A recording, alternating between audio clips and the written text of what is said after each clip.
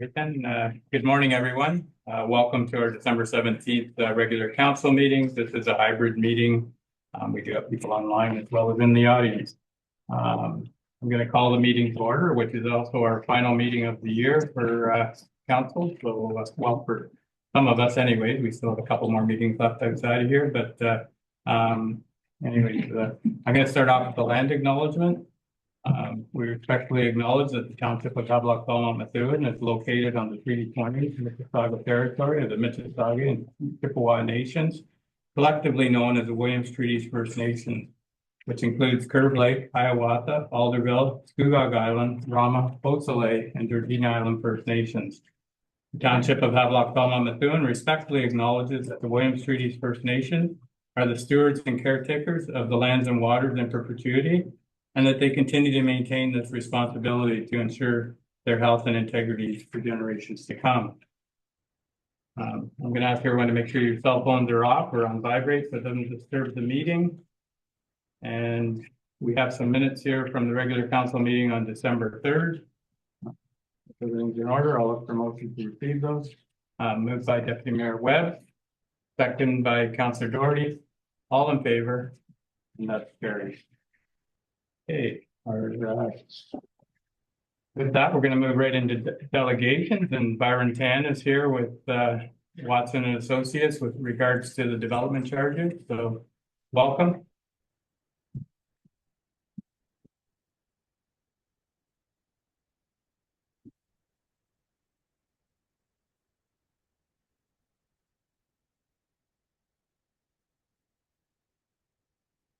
No problem.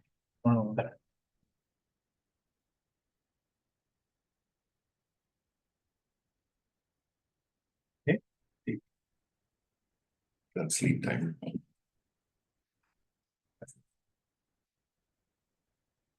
I thought the game on.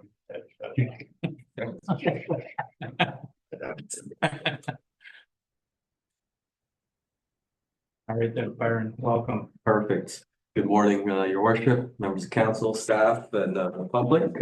Happy to be here again today. So I'm here today to provide you with a third presentation for the development charge background study, and hopefully the final one before we get into the implementation phase of the background study calculation as well as the bylaw. I just want to apologize in advance. I may sound a little bit stuffy. It's not because I'm sick.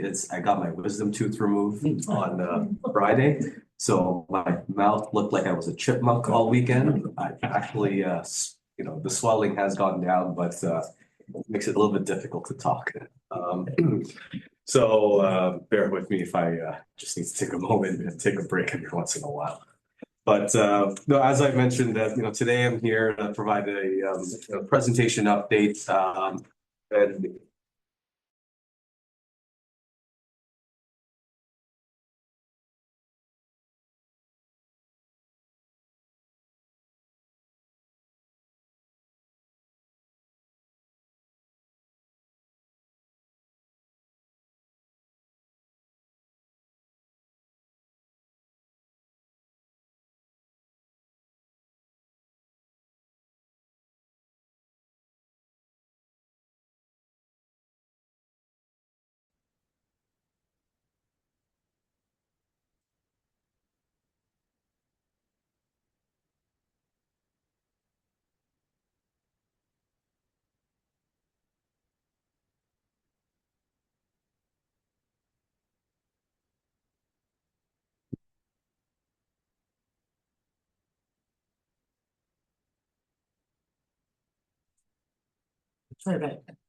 Perfect. So just going back again, I already kind of mentioned the agenda, and hence again we'll talk about the process timelines. Just a recap based on what I touched upon back in early November. We'll talk about the growth forecasts. Again, just there's no changes, but just to recap what I provided, and then what I'd like to provide this time around is the dollar amounts for the capital programs. So not each individual capital item, that'll be contained within the background study, but you'll be able to see the overall capital costs that we are assuming over the next 10 years or beyond, and what that entails in terms of the charge. And as I mentioned, we did have discussions with your water and wastewater consultants. And you can kind of see here that, the main item that we are including for the calculations is wastewater. We'll provide you the calculated charge survey, and then, as I said, any questions, feel free to ask during the presentation. Although I do find that, that questions are a good segue to the following slide.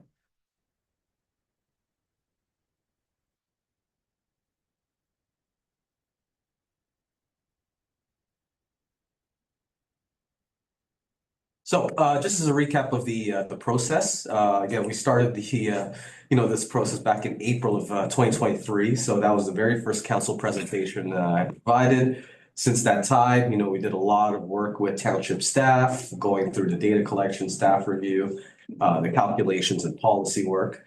And I was here, as mentioned, earlier last month on November 5th, to provide an update to council and members of the public on the background study so far and the township-wide calculations, which for the most part has not changed.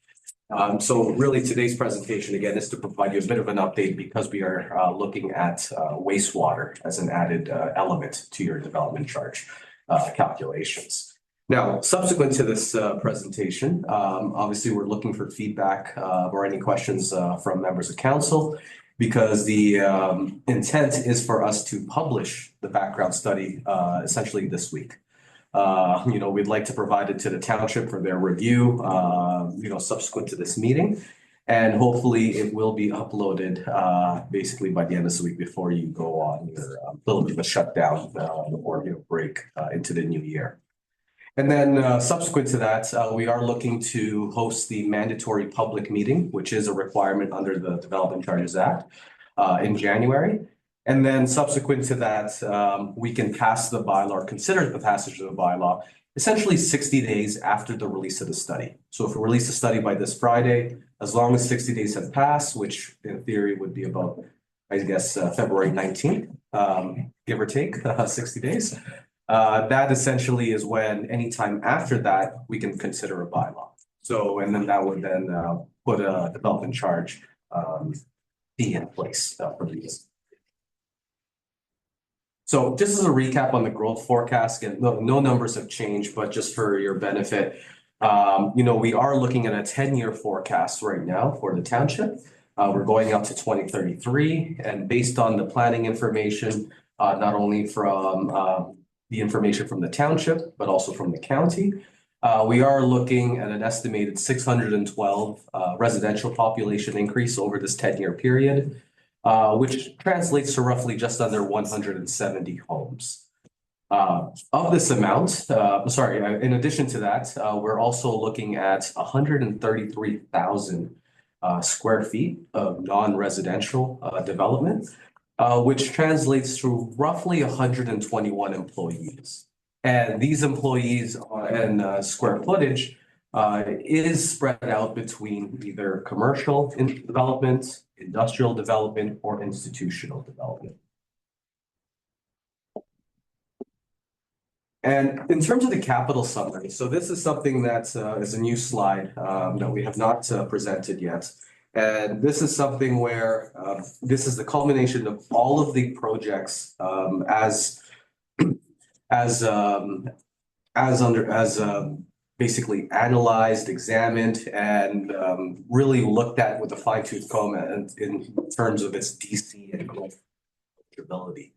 So you can see here, we've broken it out into your fire protection services, services related to a highway, which is your roads, bridges, sidewalks, streetlights, culverts, etc. Public works, facilities, fleet equipment, parks and recreation services, library services, growth studies, and we've also added now wastewater. And I'll touch upon wastewater in a moment because that deserves a few slides on its own. So you can see over the forecast period, the 10-year forecast, we were looking at actually about $26 million worth of capital. Now, in addition to that 26 million, we've also looked at the wastewater services, which again, I'll touch upon in a moment, but that's another $5.5 million worth of works that the municipality or the township is considering undertaking over the next 10 years. Now, going left to right, so once we identify the gross costs of these projects, we then take a look at what is considered post-period benefit. And you can see we have a deduction here of about $9.8 million. And those are related to the services related to a highway, public works, and parks and recreation. And what that means is through our review of the capital projects with staff, it was determined that a number of these works, when constructed or undertaken, would provide capacity or provide services to a population or employment base that's higher than what I just showed you in the growth forecast. So within the next 10 years, we're going by roughly 170 homes. Well, by doing some of these works, it was clear that there was a component of it that would benefit more than just, 170 homes or, the population associated with it. So because they're not within the current growth forecast period, it's not fair to, charge that those components of these capital items to developments today when they should be attributed to developments in the future. So that's been netted off the calculations. There is a minor deduction you can see there of $10,000 for growth studies.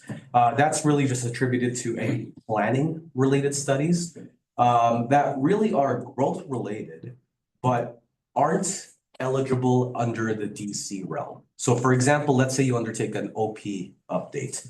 Well, it's growth related because, undertaking an OP provides, guidance and perspective as to how, a municipality will grow, how different services, roads, fire, parks and rec will grow over time.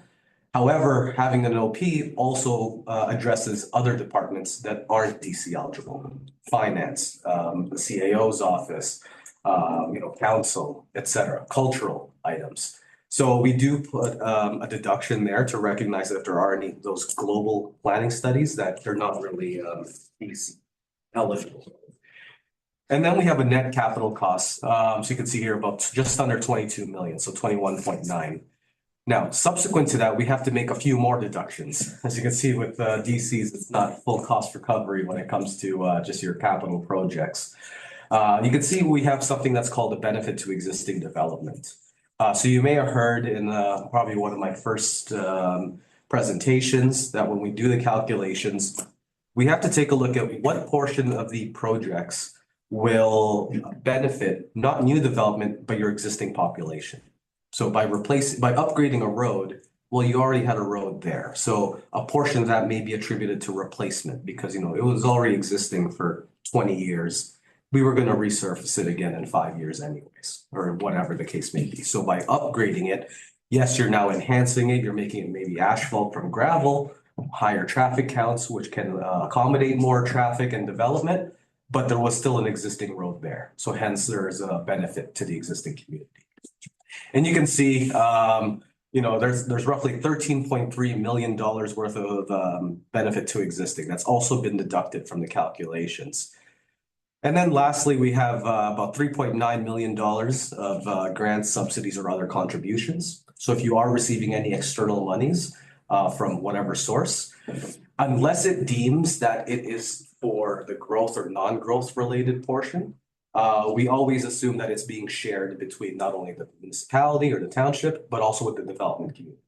So that $3.9 million has also been deducted, but it is shared across the growth and non-growth portions of the projects. So in total, even though we started at just under $32 million, you can see how the DC portion of the costs is now down to $4.6 million. So this $4.6 million then needs to be separated and allocated between residential and non-residential growth. So you can see, the majority of the growth within the township is residential. So you can see the residential share is about $3.9 million of that 4.6. And then the residual, about $660,000 is non-residential. So what's been added this time around? Wastewater DCs. So through discussions with the township's retained engineers, we had discussions with Aqua and SEMA to go through their environmental study reports that they prepared over the past year and a half. Through these meetings, we had very fruitful discussions as to what the needs and the infrastructure requirements are for the township. And it was very evident that the focus of the capacity requirements for the township with respect to wastewater. In particularly, it was determined that you had two phases of wastewater upgrades that were being proposed. The first one was not only upgrades to the lagoon, but there were upgrades to the wastewater infrastructure as well to essentially provide capacity for future growth, but also dealing with existing issues that you may have had, especially during times of high flow, where you were just basically overusing or overflowing the lagoons. So in this particular case, through the conversations, while there are existing issues, there's also a capacity increase as well that is being provided as part of phase one. So that is one of the items that we have looked at from a DC eligibility standpoint, and that's what we're including within the DC. And hence you saw in the prior slide that 5.5 million. Now, having had those, back and forth with the engineering staff, it was also noted that as part of these studies, there's also a phase two to your wastewater treatment plant where it'd be a full expansion. Now, that expansion would actually encompass a much larger undertaking, and it's north of 10 to $15 million. But again, those types of estimates are still preliminary. However, that type of work is estimated to double the capacity you currently have now, at least from this increase piece. I believe it was going to get us to right now, your maximum, I believe, was 1,200 cubic meters. This potentially could get us even further to almost 1,600 cubic meters, like 1,580. So with that being said, it is 100% DCable because you're only doing that to accommodate the growing needs of the community. However, because it's still unknown at this time, and we don't have the growth forecast embraced in here because we're only looking at 10 years, we've opted not to include the cost of the phase two wastewater treatment plant for now. That's not to say that, it's not DC eligible. As I said, it's 100% is. However, we will be waiting until the specifics of the phase two are underway before to include it. As such, even if we did include it right now, since the growth forecast is not within the calculation, if you recall, there was that column that said post-period benefit, it would be 100% post-period. So that post-period is DCable, we're just not collecting it for right now in this bylaw. So that's with the wastewater. And we also had discussions with Aqua in terms of the water infrastructure needs. And as of right now, they're still being evaluated and developed. So it is a little bit premature to include any additional wells or any water sources within the DC. As of right now, based on our growth forecast, you do have water capacity to service, those 170 homes, at least currently. So as of right now, if there were any water needs, again, it would be within the post period because we don't have a growth forecast to support it yet. So that's why the main item here is phase one, because our growth forecast can't proceed without this phase one work because you do have those limits right now within your treatment plant. So with that being said, the next couple of slides, just want to show you a bit of the thought process on how we've developed the math and the calculations for the wastewater. So if you take a look at those environmental service reports, and then again, this is just layering on our discussions with SEMA and Aqua. The current capacity right now within the system for Havelock is 820 cubic meters. So that's kind of the maximum amount that is currently being treated right now at the treatment plant.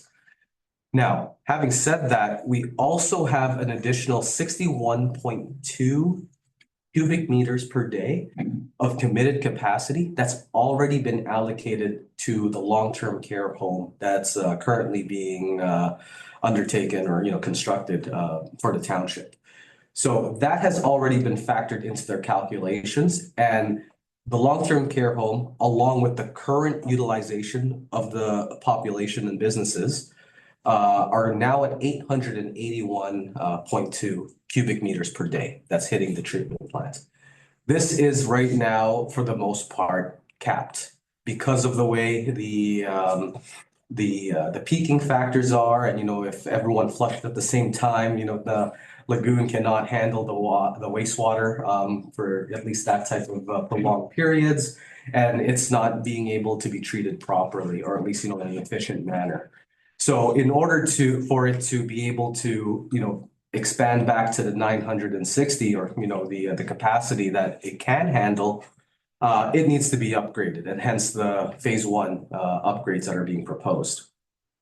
So through talking with SEMA and the consulting team, it was noted that the maximum usable capacity of the treatment plant is 960 cubic meters per day.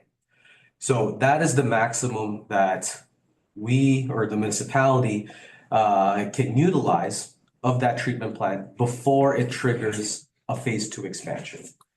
Now, this 960 cubic meters per day, this is only obviously within the township of Havelock, but you can see here that the difference between that 960 and the 881 that's already committed is 78.8 cubic meters. So what does the 78.8 cubic meters represent? So if we're doing the upgrades and gaining this amount, then that translates to roughly 77 single-family homes. And that's based on a engineering benchmark of using 450 liters per capita per day. So we do the math, we look at a per person, and then we have a number of persons per unit and how many people live within a house.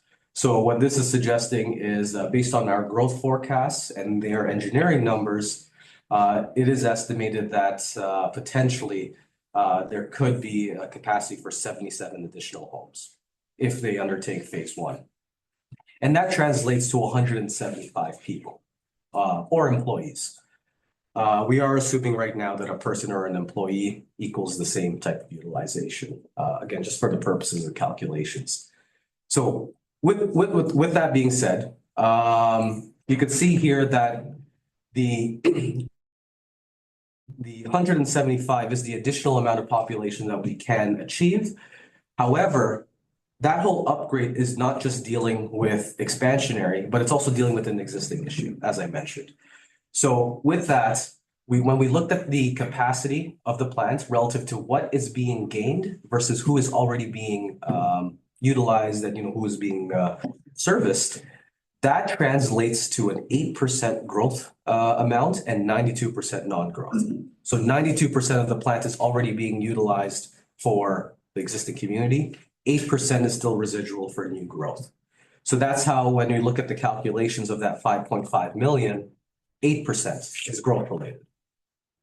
Now, having said that, we also break out that 175 population and employees, because if you recall, within the DCs, we have to allocate the costs to residential and non-residential. So based on our residential to non-residential growth forecast, it is assumed right now that future capacity could accommodate 147 residential people or 28 employees. So again, translating that to square feet, we'll go on to the next page, and almost done with the math. But essentially, when we look at that $5.5 million, as I said, 92% of that is benefiting the existing community. So it's not growth related, so it's not DCable. We have to deduct just under $5.1 million. So that leaves us 440,000. Of that 440,000, if you recall, I did mention in the prior slide that we had 147 people and 28 employees. Well, that translates to 16%. 84% residential, 16% non-residential. So taking 84% of that amount, that gives us 369,600 for the residential share and 70,400 for the non-res share. So now we take that residential amount, again, with the DCs, it's very complicated, but We take that residential cost divided by that population. And then when we convert this now to a per unit basis, you can see here that if a new single family home were to build within Havelock, they would then pay $5,700 as a development charge. So that way, when they build, they're able then to connect to the municipal system and have capacity at the treatment plant. And their share of that cost is helping pay towards this upgrade, which is allowing them to connect and have the ability to flush their toilets. And as you can see, depending on the unit type, we have singles, semi-detached at 5,700. If we go to multiples, which are more your townhomes, that's 5,139. The large apartments, which are 2+ bedrooms, 5,054. And then we have your smaller apartments, so your bachelor studio, 1 bedroom at $2,665 per unit. From the non-res standpoint, very similar to the res calculations, but we take that 70,400 number. If you recall, we had 28 employees. Well, we don't charge per employee, we charge per square foot. So we took a look at the growth forecast and looked at, well, commercial, industrial, and institutional, the average floor space per worker is about 715 square feet. So 715 times the 28, that gives us roughly 20,000 square feet of development in the future. That would benefit, and that would be able to utilize the wastewater infrastructure. So we then take that 70,400 divided by the 20,020, and that gives us $3.52 per square foot. Basically, if you have any non-residential developments, that would be their wastewater charge. So what does this look like in the grand scheme of things? So if you recall, when I was here last month, the township-wide charge for all of your other services for a single-family home was $12,388. Well, we also have an urban wastewater service. However, my understanding is this wastewater treatment plant is only within the village of Havelock. So if you're building a single-family home within Havelock and have access to this wastewater treatment plant, then you would then pay that $5,700 for a grand total of $18,088. So $18,088 would be the total development charge for the single-family home in order to assist in paying for all of the growth-related infrastructure that was presented in the prior slides, as well as going to be documented within the background study.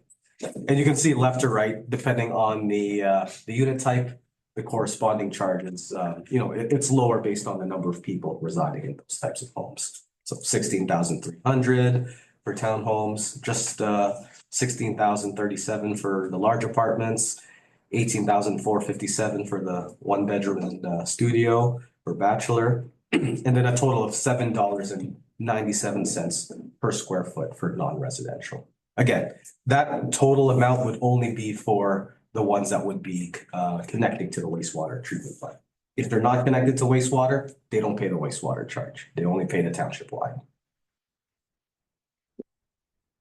So where would you compare in terms of these updated calculated rates to other municipalities? So you can see the arrow, you're pretty much right just left of the middle. So you can see with Havelock-Belmont-Methuen's charge, you'd be just between Selwyn and Kingston. You do have some other areas to the left of you that do have some higher charges in terms of a DC, such as Trent Hills, Coburg, Port Hope, Quinte West, Asheville, Norwood, Prince Edward County, and Wellington, as well as Cavan Monaghan. But similarly, on the right-hand side, you do have some municipalities like Belleville, Hamilton Township, Greater Napanee, etc., that are much lower than you.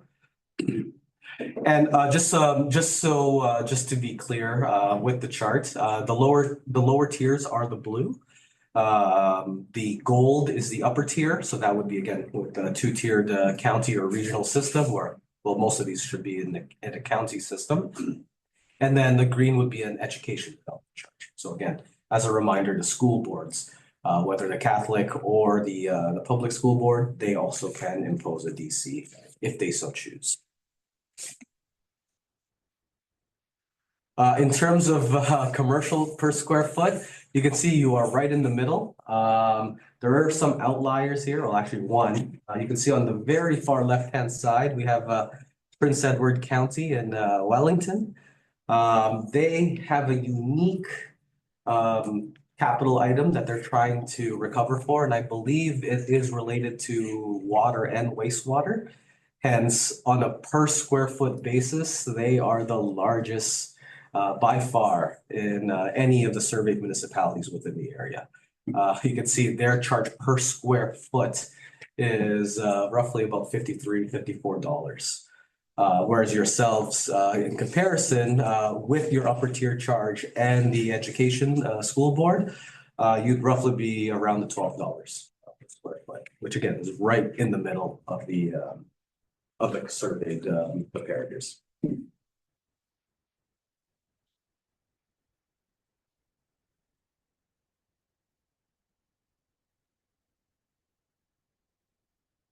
And lastly, for industrial, you'd actually be a little bit lower because, as you can see, there is no upper tier charge for industrial.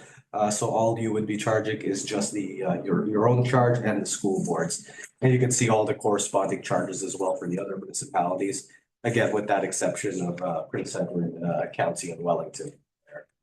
If you're constructing it, it's a bit expensive. So that concludes my presentation. As I said, the next steps would be for us to release the background study pending any comments or revisions that may occur from now until the end of the week. And then we are hopeful then once that gets posted on your website that we will be back for the mandatory public meeting in January. And then from there, getting direction from both staff as well as council as to when you'd like to consider the bylaw. Okay, and you said there's a test at the end of the day with all them numbers? Yes. The main thing is just the last spots. Okay, thank you. So is there any questions for Byron? Deputy Mayor Webb? Just for clarification around the part where we get into apartments. Are we talking about apartments that say people would new apartments that people might construct on the side of their house, or like? I'm looking for guidance here. Basically, is where you telling me we should have development charges for something like that would represent? I don't know, the number I saw was somewhere around $4,000 or $5,000. So, yeah, great question through your worship. So the way that we define apartments is very prescribed. Well, we define it as per the Development Charges Act. So in this case, we do have within your bylaw that, the apartment has to be within a building with a common entrance from street level. And basically it's not a single family home or a townhouse. So if we are considering an apartment, let's say that's an addition to a home, well, by extension, an addition to an existing home is exempt from DC. So they're already exempt, and you're allowed to add 2 additional units to a home without having to pay a DC. So those would be considered apartments as well, because presumably it's a unit within a single family, but it's a similar entrance. I just asked because there's a lot of government programs coming out now to try and get people to do this, right? And if we're going to implement a DC like this, to me, it's very contradictory to what we're trying to do and let more people have access to housing. So thank you for clarifying that. Yes, and just to add to that, the DCs are aware of those same types of affordable initiatives. And that's why, if you recall from my previous presentation, not only would these charges be potentially be in place, but there's a number of exemptions that you have to adhere to. And a good chunk of them are now dealing with affordability. So, if it's considered an affordable housing unit, then you don't pay a DC under a certain threshold. If it's a rental that's affordable, you don't pay a DC. And if you're adding, units to an existing home, you don't pay a DC up to a certain amount or up to a certain criteria. But there's also additions to a new build too. So if you're building a new home and while during its construction, you want to add a couple of units as well, well, those units that you're adding to that new home would also be exempt. So there's a lot of additionals that have that exempted piece within the DC. Thank you, Byron. Okay, any other questions for Byron? All right, then. So the motion that we need for today would be to receive, and you have to. So just for clarification, so Byron, the public meeting, the mandatory public meeting, the plan is to have that as part of our first regular council meeting in January. That would be the second Tuesday, 14. the 14th of January. And we will receive public comments at that meeting. That's correct. So the motion today would be to receive that public meeting. Okay. All right, so somebody want to move that? Moved by Deputy Mayor Webb, second by Councillor Doherty. All in favor? That's carried. So I guess we'll see you again in January. Right after Christmas. Merry Christmas. Thank you. So. All right. Sorry, then. Byron, we'll have that report this week then? That's correct. Okay, perfect. It's already basically written. I Okay. just wanted to see if there was any comments here that required any revisions. If not, then we're good to go. And we'll get it posted up then. Great. Okay. Yeah. All right then, so next on the list here is minor variances or committee of adjustment with the deputy mayor in the chair, so motion to move that deputy mayor Webb takes over for minor variances. Moved by Councillor Doherty, second by Councillor Clement, all in favor, carried. Thank you, Mayor Martin, and members of Committee of Adjustment. I'd like to call this public meeting to order and remind the members of the committee of the requirement to disclose any pecuniary interest, general nature thereof, if the occasion arises. This public meeting will be held under Section 45 of the Planning Act and its regulations, and we'll now have our planner, Samantha, present. I believe we had 2 minor variance reports today, but one might be deferred. Samantha, take it away. Thank you, Chair. Yes, so the first application is for minor variance, application number A1524 for the address 65 Fire Route 85G. That was previously 1415 water access only. And the subject property is located on Jack Lake and is approximately 0.7 acres in size. The purpose of this application is to facilitate an addition of a second story onto an existing accessory structure by seeking relief from section 4.1 subsection C and 10.2.2.1 having the following effects. So increasing the maximum required height of an accessory structure from the required 4.5 meters to 8.6 meters. And increasing the maximum total floor area of all the accessory buildings or structures from 75% of the total floor area of the main building on a lot within the seasonal residential zone to 140.4%. The applicant has indicated that the second story addition onto the existing accessory structure is proposed to enable the installation of a solar PV system and provide an amenity area above the garage, contributing to the creation of a net zero lot, utilizing a more environmentally sustainable approach. The height variance is required to provide improved access to sunlight in lieu of removal of trees or undertaking complete redevelopment of the site.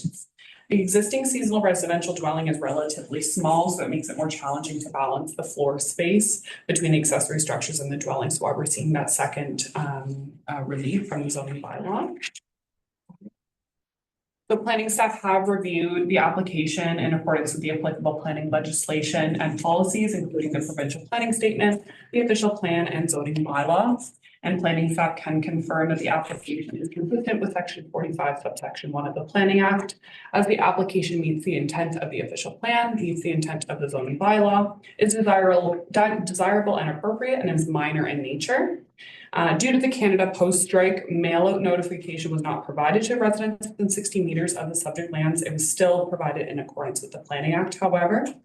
And at the request of the applicant, the recommendation has been changed to defer the application and a recommendation to a subsequent meeting. So we're just looking at receiving any comments at the time, and then it will be coming back at the next or another council meeting for either approval or denial.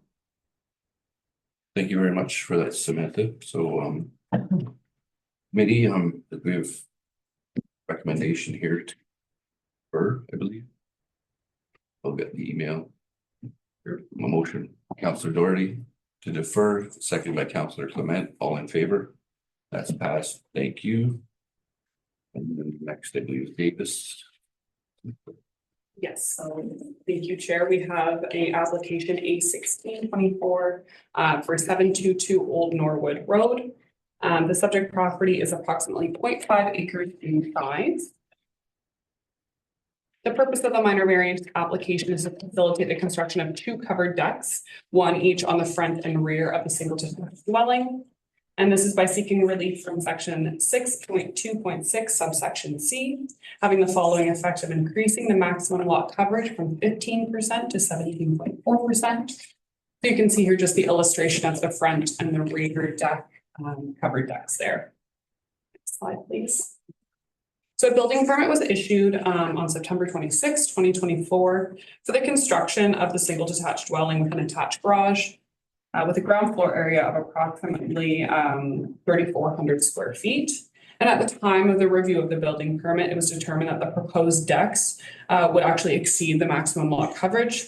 So the decks were decreased in size for the purpose of approval of the building permit, and the homeowner has applied to seek relief of the lot coverage to build the decks to their original intended size. The planning staff have reviewed the application in accordance with the applicable planning legislation and policies, including the provincial planning statement, official plan, and zoning bylaw. And planning staff can confirm the application is consistent with section 45 subsection 1 of the Planning Act, as the application meets the intent of the official plan, meets the intent of the zoning bylaw, it's desirable and appropriate, and is minor in nature. And as well with the previous minor variance application, due to the Canada Post strike, we weren't able to mail out the notice, but it was still provided in accordance with the Planning Act. As this application meets the 4 tests of a minor variance, conforms to the PPS, it is the recommendation of this report that the application is approved. Thank you very much for the reports, Sam. Is the applicant or agent present or online with us today? Oh, sir, state your name. Ryan Davis. Do you have anything to add or? No, Okay. I don't think so. She Yeah. covered everything. Yep, thank you very much, sir. So is there anyone present or online wishing to speak in opposition to this application? Second time, anyone wishing to speak in opposition? Third and final time, anyone wishing to speak in opposition? Is there anyone present or online wishing to speak in favor of the application? Second time, anyone in favor? Third and final time, anyone in favor? Hearing your comments, I'll open up the floor to the committee for comments or motion. Councillor Flagler. Yes, through you, Mayor Martin. One question that kind of bothers me, you said that the notices were made but not mailed. The notice was made, it has to be made and posted, as you can see here. So notice was posted on the subject property, Right. as well as posted on our municipal website. Right, but it wasn't mailed to the surrounding. We weren't able to do the Canada Post strike, but we were able to still provide it in accordance with the planning. Okay, yeah, I get that. So if, can you actually pass it then without sending it to everyone? I'm not being negative towards yourself. I just don't want this to come back to us. Is there an issue with that? No, through you, Mayor, we've still fulfilled all the requirements of the Planning Act by providing the property sign as well as providing it online. So we've still met our legislation under the Planning Act for providing notice. So we're still able to have a decision. Right, so you don't have to mail to the surrounding areas then, is what you're saying? Through you, Mayor, the Planning Act does provide us with other opportunities in this instance when we have a strike or. Okay, Yeah, so there's other opportunities you can provide mail out notification, or sorry, notification, other than just mailing out notices. okay. Thank you. Thank you. Thank you for that, Sam. Any more comments or No, questions? that was Would you like to just make a a- motion, Councillor Flagler? Sorry, I forgot. Sure, I'll make a motion to pass Okay. with the Yeah. recommendations. Motion to approve from Councillor Flagler, seconded by Councillor Doherty. Comments, questions, all in favor? And that's passed, and thank you very much for your reports today, Sam. That concludes our meeting adjustments for today. But let's get a motion for return to the public meeting. Councillor Doherty, Councillor Clement, all in favor? All right, thank you. So don't go anywhere, Samantha. We're moving into planning reports now. So the first report here is in regards to Sharp Bay at capacity. Thank you, Mayor. So yes, this application is regards to a mapping update for Jack Lake, specifically being Sharps Bay. As most of you know, Sharps Bay was identified by the province as being at capacity in 2017. I'm sure some of you have seen this map before with this red line going through Jack Lake.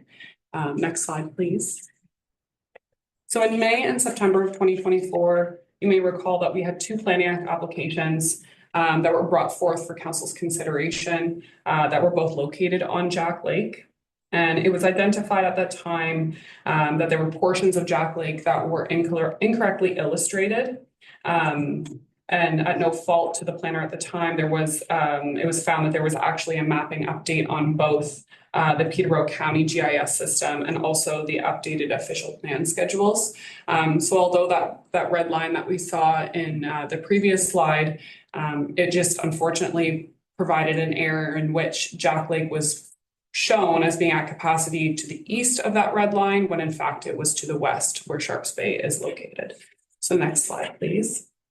So on Friday, November 22nd, Peterborough County actually updated their GIS system so we can see that the portion of at capacity was adjusted to reflect the actual location of being in Sharps Bay. So at the time of the writing of those reports, we had incorrect information both on the OP and the GIS that was used that resulted in report errors. And through looking at the recommendations in the previous reports, obviously I wasn't here at that time, but reading through those, that the recommendations and the complete application requirements would not have changed.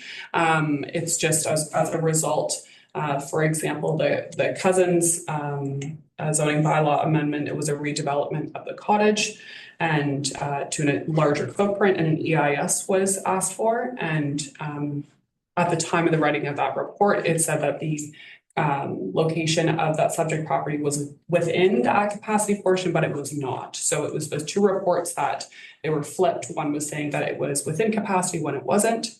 And then speaking in that report, an EIS was required. It still would have been required, regardless of if the at capacity portion was illustrated correctly. We would have still asked for an EIS in that aspect. So as of right now, the county and the ministry is happy that we've identified this issue with the help of previous delegations that brought this to our attention, and now has been updated to reflect the actual location of at capacity in Sharps Bay. And throughout the official plan update that we're hoping to see in 2025, this will be flagged from the ministry as an update to the schedules as well. So as of right now, we just see the GIS update as part of the OP update. It will be updated as well. Happy to answer any questions. All right then. So there's a recommendation here. What's council's thoughts? Somebody want to move the I'll move the recommendation just for the question. I know we've had one resident that's been quite interested in this, so have we made him aware of the information we found? Okay, thank you. All right, so we have a mover. Is there a seconder for the second by Councilor Party? Any other questions? All in favor? And that's carried. Okay, the next item here is creation of a new lot. So this is consent application B 166/2022 for 104 Fire Route 6. The subject property, as you can see, compromises approximately 19.46 hectares, or approximately 48 acres. It has road frontage on County Road 48, Fire Route 6, 6A, and the Crow River. Next slide. So if approved, the lot to be created, as we see here in that sort of red area labeled severed, that lot will comprise approximately 0.7 hectares or 1.8 acres with approximately 83 meters or 272 feet of private road frontage on Fire Route 6A, as well as 100 meters or 328 feet of shoreline frontage on Crow River. The retained parcel outlined in green is currently developed with a single detached dwelling and accessory structure that was constructed in 2021. The separate parcel is currently vacant and would be intended to support a future seasonal recreational dwelling if proposed. Next slide, please. The subject property is currently designated as both rural and shoreline in the official plan and zoned as rural and seasonal residential in our zoning bylaw. The lands to be severed, as you can see here, are within the shoreline designation and seasonal residential zone. And it is advisable for council to endorse the subject application as the lots are zoned for their proposed use and conform to the required setbacks. Okay. All right then, so just looking at the recommendation here, it's quite lengthy. But basically, we would advise Peterborough County Land Division that we endorse this application with all the conditions that are in the recommendation. So it's council's thoughts. May want to move the recommendation? Yeah, okay. I'll have to deal with it again, so. Yeah, moved by Deputy Mayor Webb, second by Councillor Doherty, all in favor, and that's carried. And next, Imperial Land Tribunal. Nothing further to add. This is a pretty straightforward report. We actually have to be signed up for the e-file registration by early December, and we were able to meet that deadline. So all of our new notices will reflect the new language that any appeals will be submitted through the e-file registration. Okay. All right, so there's a recommendation here that we receive the report and the balance regarding that. So moved by Councillor Doherty, second by Councillor Clement. All in favor? Here. Yeah, thank you, Samantha. The next we move into staff reports for information. First item here was with regards to the curbside garbage collection. Update on that.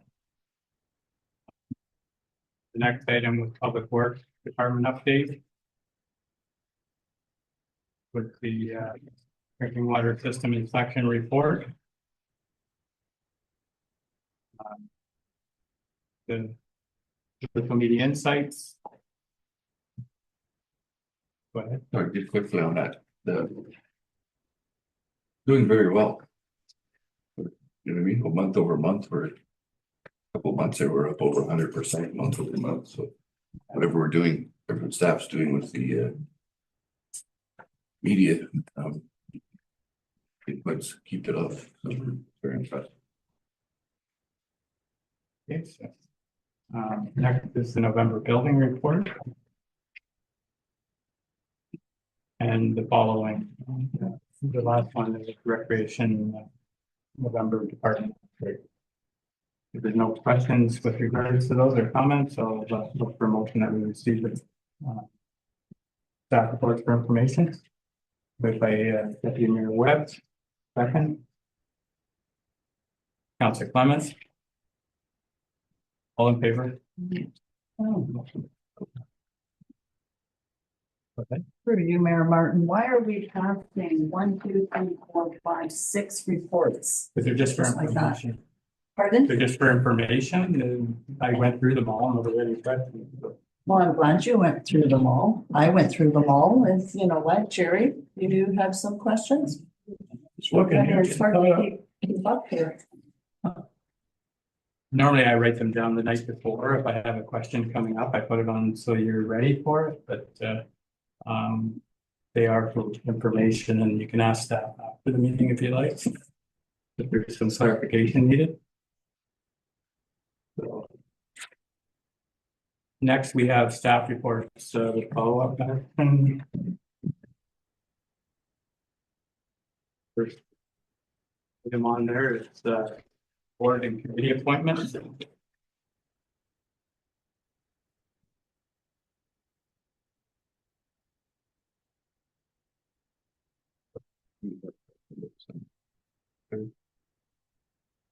No, it's done. So first item on here is the board and committee appointments. One has been closed. Remember, so for the HPM Youth Committee, weren't we going to repost Yes. that? Yes, Was it done? Yeah. Sorry. and I thought, yeah, youth and maths, I believe. That's Yeah. 2 more for maths and then. That's right. Post youth again. Yes. It's on there, Yeah, or yeah. at least the Matheson is on there. Yes, through you, Mayor Martin. Use on there. As for the report, it does indicate a new advertisement is required. Through you, Mr. Mayor, the economic development, there's no chair or deputy chair listed, or is that just the appointed members that are on there? Yeah, through you, Mayor Martin, the chair and deputy chair, the council members are indicated in the bylaw. Okay, yeah, okay, Not in this. This was the volunteer advertising. okay, thank you. The motion, the recommendation here is that bylaw 2024 being a bylaw. Well, that's the bylaw. Yeah, it'll be passed in the bylaw section of today's meeting. The recommendation, so I want to move the recommendation. Whatever that is. Yeah. So moved by Deputy Mayor Webb, second by Councillor Doherty. Any other questions? All in favor? And that's carried. The next item here is the Norwood Medical Center. As we discussed at the last meeting, this is the preliminary negotiations commenced with Norwood to explore possibilities of rostering patients with doctors as per the Norwood Medical Center proposal. So this is just as we talked about, give us the opportunity to do some negotiations and see if there's anything we can work out there. Anybody want to move that recommendation? Okay, that's moved by Deputy Mayor Webb. Well, can I? Yeah. Question first, or no, we don't need to. I can get a seconder and then. I'll second it then. Okay, and then. With a question. Follow. Yeah. What does this mean? So we've had some discussion with them and now this would give us an opportunity to. Okay, but what are we doing with the opportunity? Are we advising them that we're now interested? Like, what is the second phase of this? I mean, that's what I'm looking for. That's the way I understood it at the last meeting, is this would give us an opportunity to start discussion with them and see if there's a deal that we could work out with them that benefits our ratepayers or not. It's just a preliminary discussion, just to see if there's any opportunities here to work out something. If I may, through Mayor. Yeah, when is that going to take place? Because they have budgeting, which they mentioned in their visit in June. They'd like to, I'm not suggesting we do one thing or the other. I'm just saying is, how is it moving forward and how are we moving it forward? And should that be part of our consideration today? I think this motion would give us the opportunity to speak to them and start talking to them, like you say, as soon as possible, to see if we can work something out that works for them and us. So I would say tomorrow. I've already spoke with the mayor over there once, but that's just me. This will give an opportunity for. I think through you, Mr. Mayor, I think this is more to Councilor Doherty's question. Get staff involved. I think at this point, like I said, the mayor's had discussions with their mayor. I've had the odd discussion with their mayor, deputy mayor over this in terms of just generalities, but in terms of specifics and what the deal would mean, and what our cost would be to get into said agreement too. Those discussions haven't really been had. So, I mean, kind of start, I guess the discussion would be to start around numbers and things like that. So we have something that we can bring back to the public before we firmly move ahead on this, if that's where we go. So. Just to try and get something going, because right now I'm sure it's a mix here of whether we're in favor of it or not. I think I could go around the table and I know there's some that aren't in favor at all, so. That's okay. Through you, Mayor Martin. My question is, it says here, the background, it says during the community budget survey earlier this year, 78% respondents thought it was very important to use taxation funds to support doctor recruitment, right? Is that the words that was just used? Okay, I read that and I feel that the town does not realize that we're using tax dollars to pay for a medical center in Norwood. And there is no guarantee that those people will get a doctor. There is no guarantee. They cannot guarantee that. As Kathy has already stated, they're not taking any patients. And may not until June, and that is probably still up in the air for June. There's no guarantee.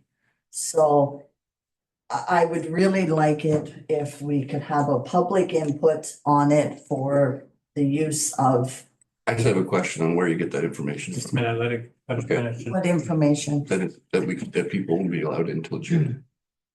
That's what you just said. Oh, I know, but you said it, so one of you can answer. For you. So I sent Lori Ritchie an email asking her to verify her information that she gave us at a public meeting. The new doctor is not coming on board until early spring. And at this point, she was under the understanding that they lack capacity for patients.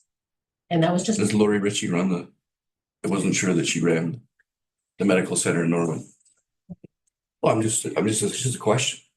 So she spoke with them is what I understand. Yes. But and so it sounded like we had a little time, and I think that's what the idea here was, that there is some time to, but not a lot of time, because that's coming really quick. So we need to get on this right away. You know, to give them an answer and be fair with them. Like Terry says, they're in their budget negotiations. I don't know where they're at. Yeah, we can, if you want to wait, we can wait. But as I said, if somebody else jumps in with them, then I don't want to hear any from any members of council here on why we missed out. So Councilor Doherty. My question originally was, and we keep going around the podcast, what's the next step? Are we going to pass the bylaw that is going to appoint a committee? Are we going to invite them down? Oh, it's no rush. Well, this has been on the table since June. Like, I'm not suggesting one way or the other, only what are we doing? They've been here. We went to the open house. We've had an open meeting on it. When are we going to get the conclusion of the discussions and get to them, and so that we know what they're offering and say yes or no and move this thing? So you're the counselor sitting here. Make a motion, what you would like to. It's already on the table. It's just what's the motion? That we approve it? If you go for that? yeah, well, whatever. I'm Yeah. approving the recommendation and So, but you can add to this recommendation, Councillor Doherty, if you would like to see a small committee started up. No, what I'm saying No, is but let's do it. that the question is, what are we doing? What do we want to do? Do we want to have them as a council come? Or do we want to say, well, we'll get together in June of next year? That's what happens if we don't set some parameters around it. So I think as the preliminary discussions here, the first thing should be to get together with them. And if we want to appoint a couple of counselors to take part in that, so we don't have a quorum there. If two counselors are interested, we put two counselors in charge of meeting with them to see what they have to offer and what's good for us, what's good for them, bring back a motion, and that can be done by next month. It's, I think the main thing here is to let them know that we are interested in discussion. And right now, they don't know what we want. So they need to know that they don't know what we want. They don't know if we want anything or not. Yeah. So Having a now, coffee with the mayor doesn't cut it with me. that's right. It doesn't. It's like the deputy mayor meeting with him over a cigarette. It doesn't work that way. So we're saying, it let's do doesn't? it. No, it doesn't. Oh, okay. Let's make an official thing here where two counselors, if No, I was. Or if somebody wants to- second the motion, then we can So deal. right now, the motion is that we start, and we talked about this last week, but a preliminary negotiation begin. And we asked staff to bring this to us. It's before us. And if it needs a little cleaning up, there's an opportunity here right now to add something to it if you want to put, to appoint a couple of people to the negotiation process. And then when it comes back, we'll be voting whether we do it or not, because right now, even as it stands, like we've seen the write-up here, I'm not for it. So we need to see what's there for Havelock, other than just the doctor thing. Because the big thing, like Bev's saying, is people are paying for this. And it's for Norwood, but our people are going to get doctors. So there's a good thing here, and chances of getting a doctor here might be slim and none. So we've heard that over and over. So we need to work with this and try and make something happen. But we can't just sit here and say, like, basically we told Norwood that, you know, we heard you, but we haven't gave them anything to work with, whether we're interested or not. And this, to me, shows that we're interested in looking at it further and seeing if we can work something out. Counselor Flagler. Yeah, through you, Mayor Martin. I think, I know everybody's sick of surveys, but I really feel that most people in this township don't realize that they're gonna be charged 1.5% to have a doctor up in Norwood. And I want to make sure that it's very clear, because according to our surveys, people want the medical center here. They want doctors here. Yes, they'll pay for that if it's here, but you're misleading the public, and I would like it if it was cleared up a bit. And Hart, honestly, I am not sure where you're coming from, but I think you do have a conflict with the Norwood, and I really think that you should step out of it. So based on what?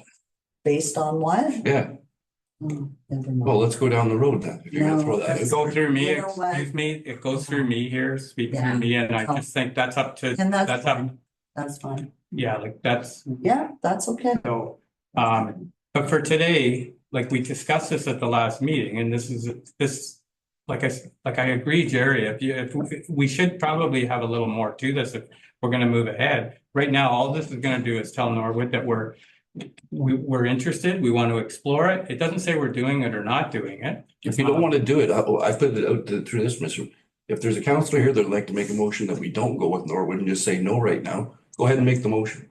Yeah, that can happen too, but right now, the motion here, I would say the recommendation here, like we discussed this, and this is what we asked staff to bring us back.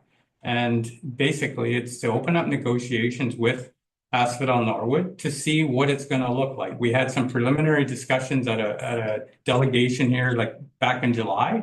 Not all of it was maybe suitable, but there is people out there.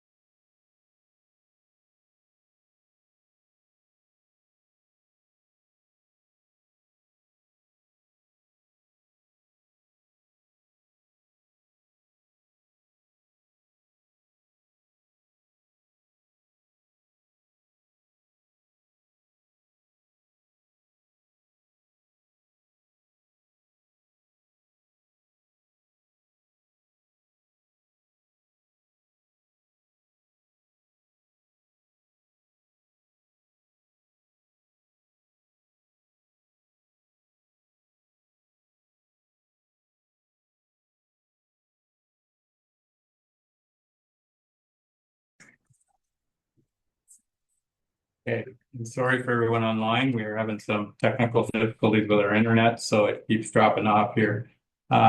So we're having discussion around the Norwood Medical Center, and there was a motion. Is there movers? for the recommendation that's on. Yes, through you, Mayor Martin, the motion was moved by Deputy Mayor Webb, seconded by Councillor Doherty. Right, any questions around that motion? All in favor? And that's carried. All right, then, so there was suggestion of another motion coming forward. Councilor Doherty?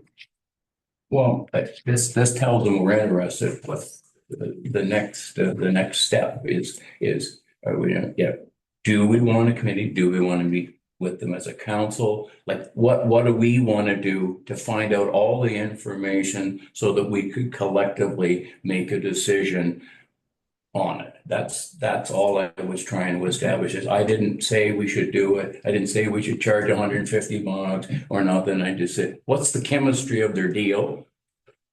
And then we can find out whether we want to do it or not vote on it. That's my feeling. So we make a motion then that we have the mayor and the CAO possibly contact the mayor and the CAO from Norwood to discuss exactly how we're going to have those discussions. So whether it be both councils together, whether it be a subcommittee, but at least let's have that discussion before we get into the other discussion. So, And if they, I believe, correct me for those people that have been reaching out directly to them, I think they have a deal with some other people now.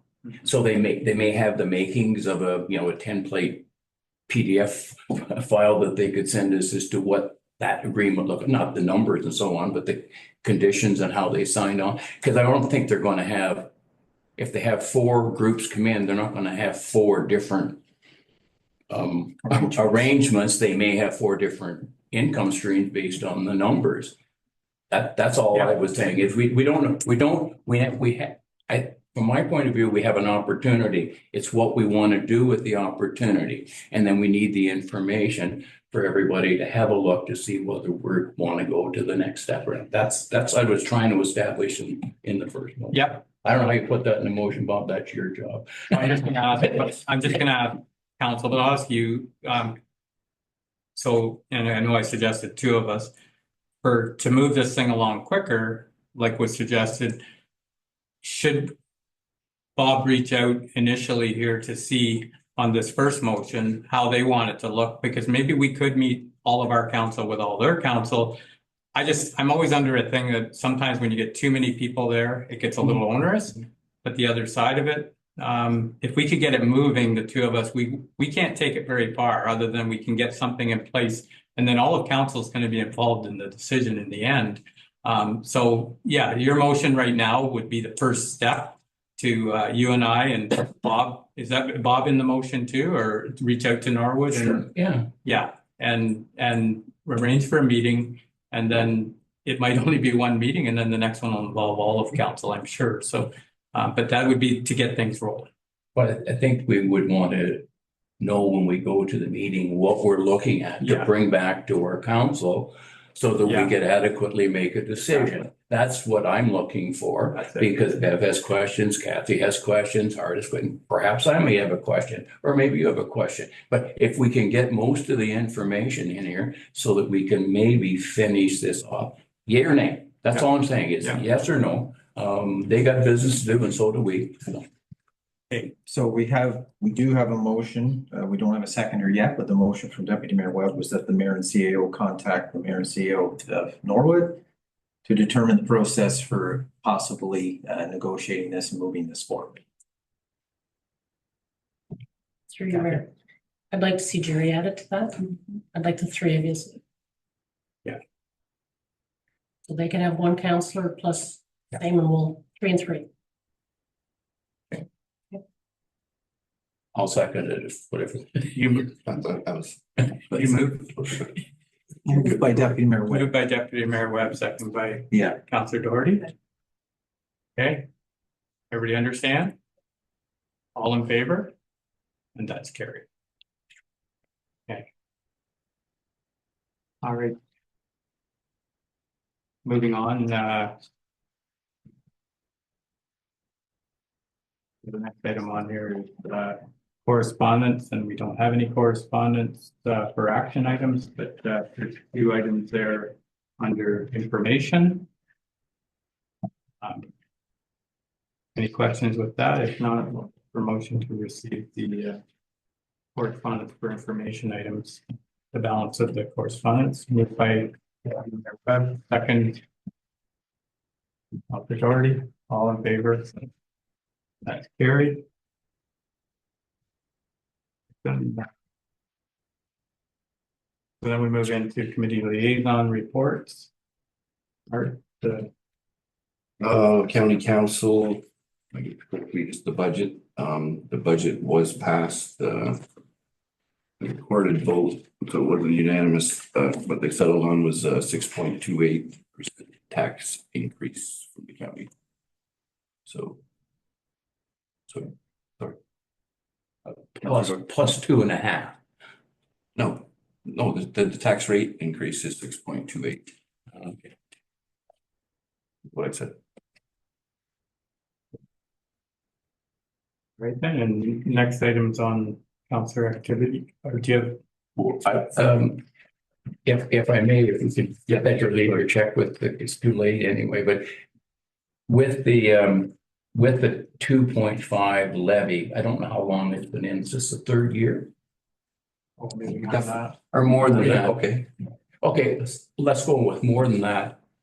With the recent developments on the budget whereby they're taking reserves to cover operating, are they encroaching upon the 2.5 levy that's for capital? So just to that, and I'll get you the information because there's a good graph we had presented for the last meeting, Councillor Doherty, so I'll get that for you. There's no money being taken from reserves. So what we settled on the 628 was the level where there was no money being taken from reserves to offset operating.